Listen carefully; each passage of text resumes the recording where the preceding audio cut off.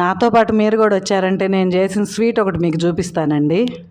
కాకపోతే నేను పద్మాసనంలో కూర్చున్నాక వీడియో తీయమంటే మా భార్గవ్ నేను స్టార్ట్ అయిన కాడి నుంచి వీడియో తీశాడు. సరే బాగానే ఉందిలే అని ఉంచేశానండి. ఇవన్నీ అక్కడ పెట్టుకొని ఆ తర్వాత ఈ లడ్లన్నీ ప్లేట్లో పెట్టుకొని ఆ తర్వాత వీడియో స్టార్ట్ చేద్దాము అని నేను అనుకుంటే వాడేమో నేను మెట్లు ఎక్కే కాడి నుంచి స్టార్ట్ చేసి వీడియో తీశాడండి. సరేలే ఇది కూడా బాగానే ఉంది కదా అని చెప్పి అలానే ఉంచేశాను. ఇంతకీ ఈ లడ్లు ఎలా చేశానంటే నిన్నటి జొన్న పేల పిండి చేశాం కదండి. ఆ జొన్న పేల పిండిలో ఇంకొంచెం డ్రై ఫ్రూట్స్ అవి వేసేసి కొంచెం నెయ్యి వేసి ఇట్లా లడ్డులాగా కట్టాము. టేస్ట్ భలే బాగుందండి. ఇది కూడా బాగుంది కదండి. ఒకే రెసిపీతో 2 రకాలు, ఒకటేం పేలపిండి ఒకటి పేలపిండితో చేసిన లడ్డు. కానీ చాలా బలం అండి, నడుములకి బాగా శక్తినిచ్చిద్ది. ఆఫీస్కి వెళ్ళే పిల్లలు రోజు ఒకటి స్నాక్స్ బాక్స్లో తీసుకొని వెళ్ళి సాయంత్రం 4 గంటలప్పుడు ఒక లడ్డు తిని కొంచెం టీ తాగితే